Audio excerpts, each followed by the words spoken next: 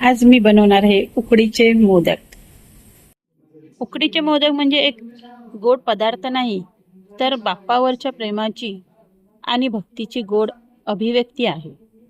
सुरुवातीला मोदक बनवणं अवघड वाटतं, पण प्रत्येक प्रयत्नानंतर हाताला सराव येतो आणि मोदकही अधिक सुंदर बनू लागतात। मोदकाचा सुगंध, आतलं गोड सारण आणि मऊ उकड याची चव खरंच अविस्मरणीय असते। कितीही मिठाई खाल्ली तरी उकडीच्या मोदकाची सर कोणालाच नाही हा। एकदा गरमागरम तुपासोबत खाल्ले की पुन्हा पुन्हा खावंसं वाटतं।